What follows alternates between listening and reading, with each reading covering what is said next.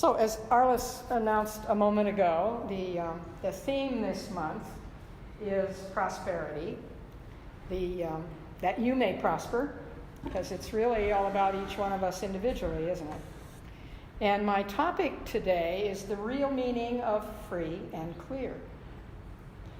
So let me begin by telling you about this sweet young girl, college girl, who came home in tears, running to her father saying, "Daddy, you gave me some terrible financial advice." "He did?" he said. "What did I tell you?" "Well," she said, "you told me to put my money in that big bank, and now that big bank is in real bad trouble." He said, "What are you talking about? That's one of the largest banks in the world. Surely there must be some mistake." He said, "No." She said, "No, there's no mistake. They just returned one of my checks with a note that said insufficient funds." Well, any father or mother who has finally gotten all of the children out of school, out of debt, and out of the house knows very well the meaning of the words, "abundance is mine." As parents, we would probably express that as abundance is finally mine, having spent a major portion of our adult lives financing diapers, high chairs, big wheels, the latest fad in clothes, braces on teeth, scooters, bicycles, the inevitable automobile, skateboards, snowboards, college boards, and on it goes. My youngest grandson Facebooked me last week, waving on a video his driver's license. My youngest grandson. I have a great-grandson who's going to be doing that shortly, I have a sense. But this was somehow a real turning point when Ethan got his driver's license. His parents have no idea what that really means. In fact, any parent who has raised children and supported a household recognizes the sweet sound of these words, free and clear. So far this month in our series on prosperity, that you may prosper, we've talked about pathways to prosperity, and we've talked about, is that all there is? Meaning what we see and what we expect is what we get. We've talked about the ordinary mind, which looks for limits, because limits are easier to comprehend. Then we talked about getting out of our ordinary mind and into our glorious God-given mind. Because our God-given mind knows no limits, and it makes itself available to us to have no limits as well. We reminded ourselves that we are the creation of this infinitely powerful intelligence, and that God's consciousness is unlimited. We've talked about the fact that prosperity is a spiritual idea of excellence. What a beautiful phrase that is. A spiritual idea of excellence or superiority. And that it requires time and love and care. In order to keep your prosperity consciousness working for you, you need to watch your thoughts and watch your actions and tend to your spiritual needs. You know, the wide variety of successes we heard this morning in Standing in the Light, widely varied, and yet, because of people tending to their spiritual needs, desires, intentions, wonderful things happen. In other words, the choice is ours, each of us individually. We're free to light the fire of awareness of the presence within each one of us. The whole universe of infinite substance is centered in you. I want to say that again. The whole universe of infinite substance is centered in you. And prosperity comes from consciousness which unfolds from within. It's stepping out of our ordinary mind, aligning with infinite mind. And when we do that, we're no longer inclined to wonder if that's all there is. Remember that phrase from last week? That's all there is?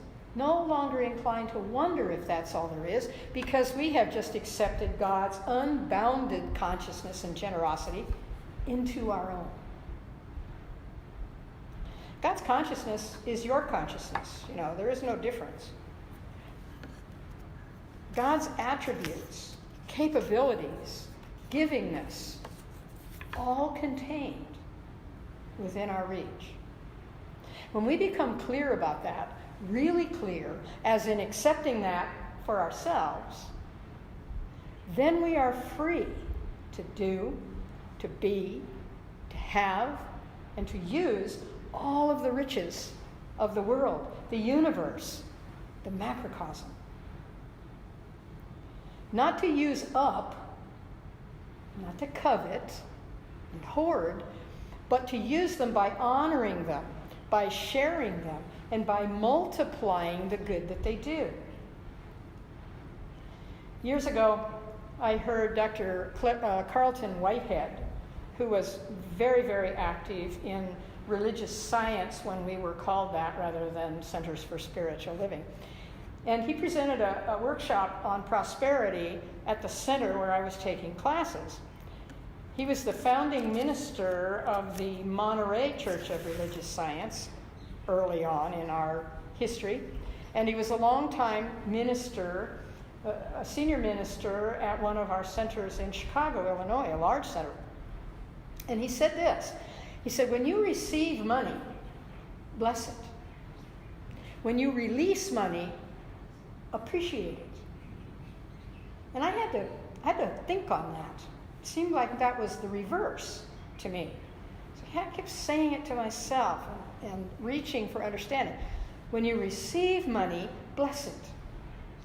When you release money, appreciate it.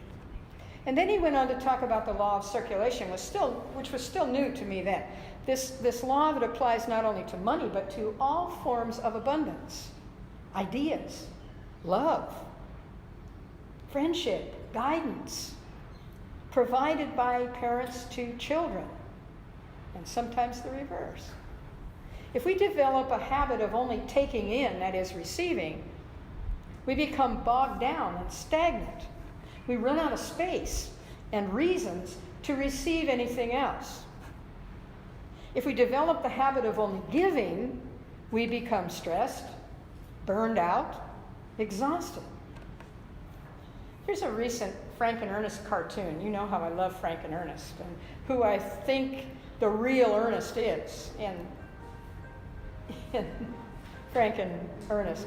This cartoon shows Frank visiting his friend Ernest, who is a financial advisor. Frank is stressed, he's burned out, he's exhausted. And his friend Ernest says, the next time you let your inner child out to play, don't let him play with your credit cards. So in order to be a good receiver, we must also be a good giver, and vice versa. All that we receive, we bless. That is, we express and experience gratitude for it. And as we give of our good, we recognize that we are multiplying its existence and its value by spreading it around. We become an active participant in universal circulation. When we talk about any kind of freedom, we're talking about being unbound or unattached.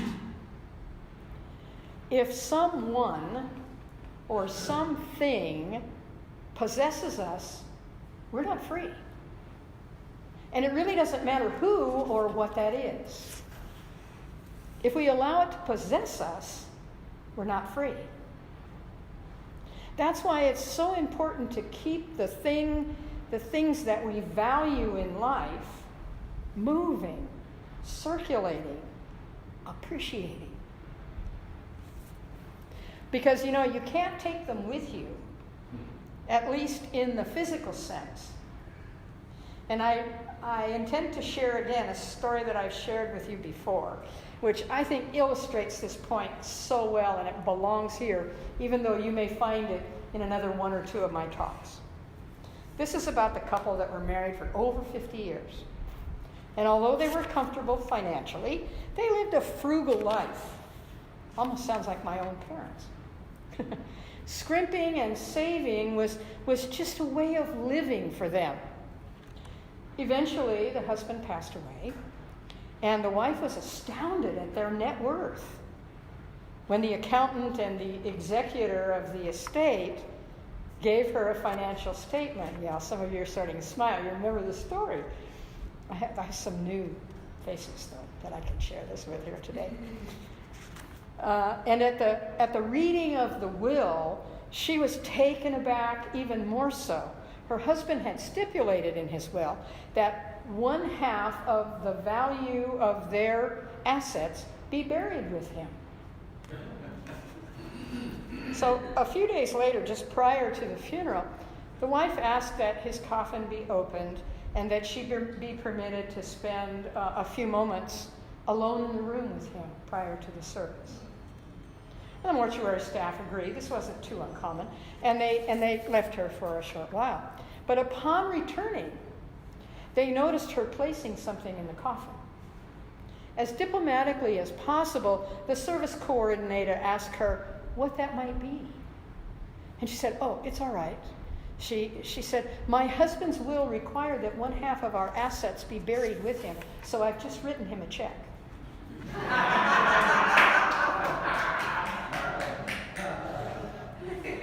Well, you just can't take it with you. And it's also true that we didn't bring it in with us.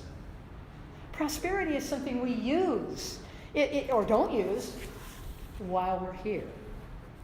Here on this earth, here in this tangible form, here in this human experience.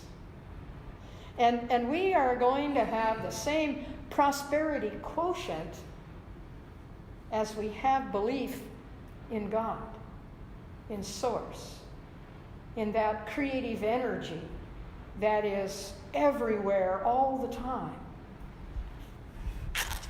We're going to have the same prosperity quotient as we have belief in God. Think how many churches that statement would get me thrown out of.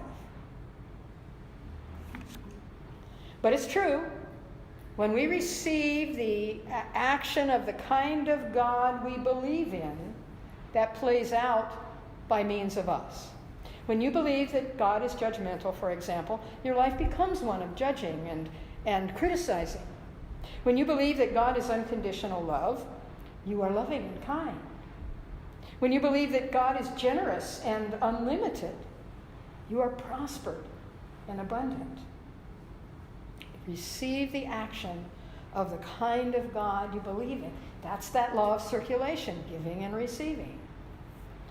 Whenever a minister does talks about prosperity, whether it's on Sunday morning or in class or in a prosperity workshop, some people sit with bated breath, waiting for the other shoe to drop.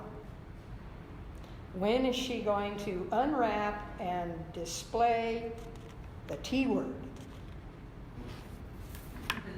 Maybe I'll sit closer to the side door, so when she starts talking about tithing, I can just sneak out and be gone before she puts the pressure on. Ever know anybody like that?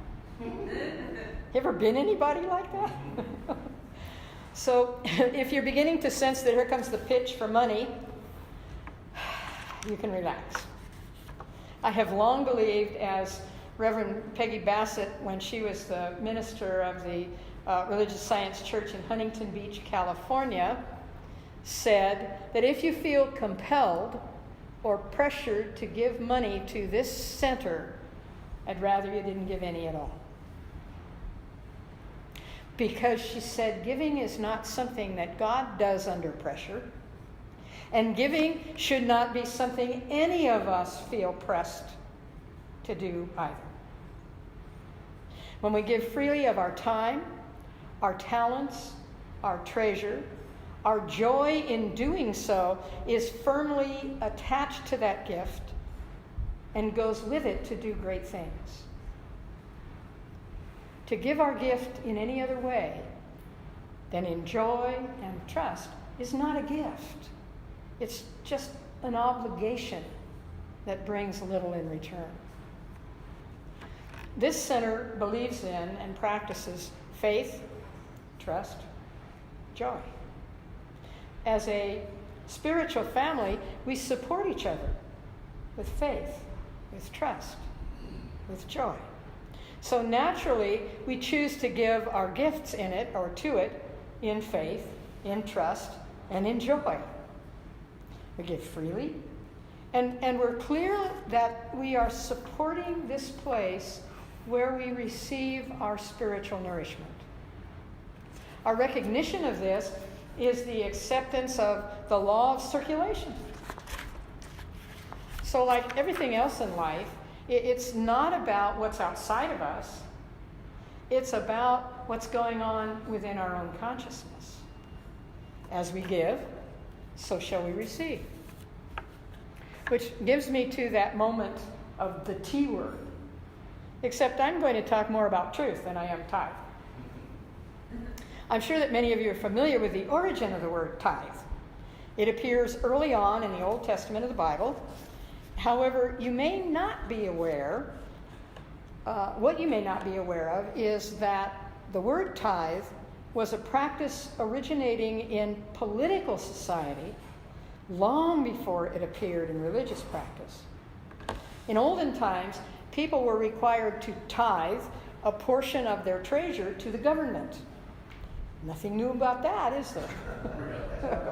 Other than the 10% part. However, that may have been money, it may have been grain, it may have been various other possessions. Whatever their treasure might have been went to the government.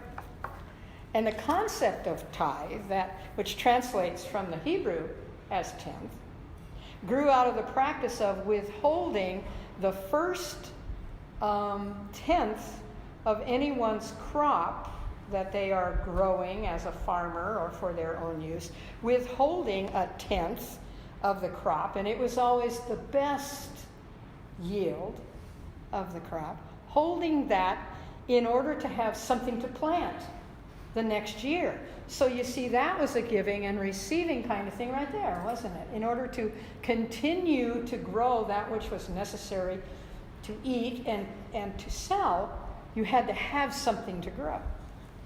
So you see, tithing actually came from an agrarian practice, then to a political practice, and eventually some alert theologians said, well, since all these people are so well trained already in the practice of tithing, let's just add supporting the church to that list as well. So tithing per se is not a spiritual law. That's not to say it shouldn't be practiced in churches and in spiritual centers, or anywhere else for that matter, but you won't go to hell if you don't do it. And you won't go to heaven if you do. It doesn't have anything to do with that. Because spiritual law has nothing to do with limits. To give a tenth of your time, your talent, your treasure, is to set limits, restrictions, blocks to your own good and the universal good as well. So what I say to you is, the practice of tithing is a wonderful place to start. Kind of like, the training wheels on a bicycle when a child's first learning to ride. But your tithe or your commitment, and in our centers we call this conscious giving or committed giving. To begin with, for you, that may start at 1% or 3% or maybe a specific dollar amount per week. The important thing is that it be your commitment. That is your giving as a part of the law of circulation, which also includes receiving. And to give it to wherever you receive your spiritual nourishment, which may certainly include this center, and it may include other spiritual practices as well. And then be certain not to set any limits on what you are willing to receive as a part of that giving and receiving. Then, like J.C. Penney, and you all remember the story of J.C. Penney, I can't outgive God, J.C. Penney.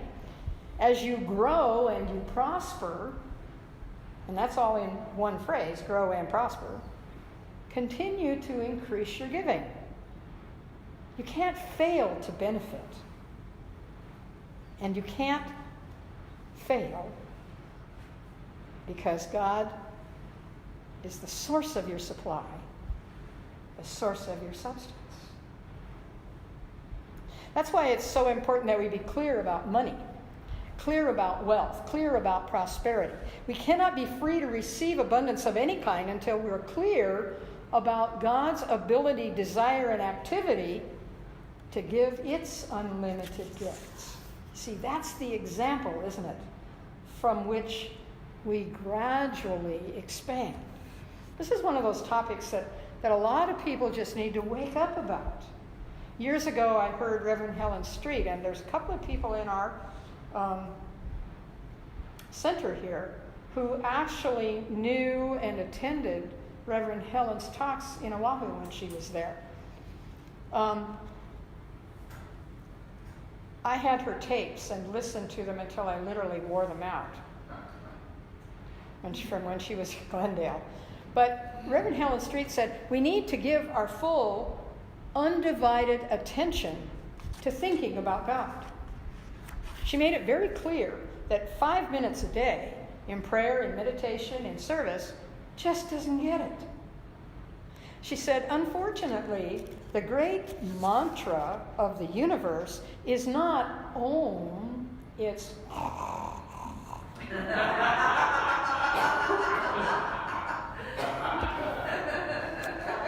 So we need to be awake. We need to give our full attention to expanding our thoughts, our expectations about the nature of God, about the reality of God, about this creative energy, this source of being that we call God, and it's called many other things. Doesn't matter what it's called. It's source of being. It's at the very core of our own being as well. The real meaning of free and clear, then, is that we are unburdened by false ideas. We are unburdened by ideas of restriction or limitation, or unburdened by ideas that we are unworthy to be blessed with abundance. When we believe that God is all there is, that includes everything. Why would God withhold that from anybody? Why would God withhold that from you or me? Be constantly mindful that, as Dr. Ernest Holmes put it, the answer is not that God responds to some and not to others, but that some respond to God more than others. Responding to God means putting forth some time, some thought, some effort. Responding to God means demonstrating the traits that God represents: love, compassion, goodness, kindness, generosity. Not because God requires or accepts or expects it, but because when we move into those places in our consciousness, we feel balanced. We feel harmonious. We feel peaceful. We enter into the flow of life rather than resisting or recoiling from it. The things that we desire in our mind and our lives manifest in direct proportion to the belief that we deserve to have them. By being very clear about that, whether it's money, success, career, loving family, a big house on the hill, or red dancing shoes. There are lots of laws of life, and none of them discriminate. Whether you plug in a toaster, a washing machine, or an electric saw, the law of electricity always responds. Whether you throw an apple, a ball, or your next door neighbor's cat into the air, the law of gravity always responds. Whether you plant a carrot, an orange tree, or a rose bush, the law of growth always responds. The law of circulation never discriminates either, and it's always responding. That's why I'm here. That's why you're here. That's why we're here. My job is to teach you how to give. It's up to you to choose to be prosperous. My job is to teach you how to raise your level of prosperity. It's up to you whether you want to raise your level of prosperity, or indebtedness for that matter. My job is to teach you that when you are clear about the endless flow of substance throughout the universe, you can and do free yourself to participate fully in using it. It's not yours to own. It's not yours to hide, keep locked away. It is yours to circulate, to bless, and to appreciate. Eric Butterworth, in his well-known book, Spiritual Economics, which I referred to last week, reminds us that abundance in the physical world is an outpicturing of a prosperity consciousness. It's the will of God for each of us to be wealthy, Dr. Butterworth says. You are God's living enterprise. That's one of my favorite expressions about prosperity. You are God's living enterprise, and God never fails. Spiritual substance expresses itself as the fulfillment of your intentions, and you are but a channel for its outpouring. So go forth and be prosperous. And so it is.